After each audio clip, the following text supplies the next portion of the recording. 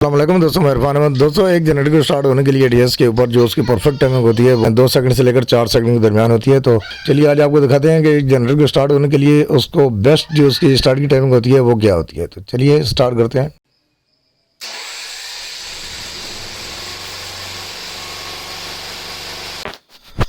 जी दोस्तों, तो आपने देखा इंजन हमारा स्टार्ट हो चुका है।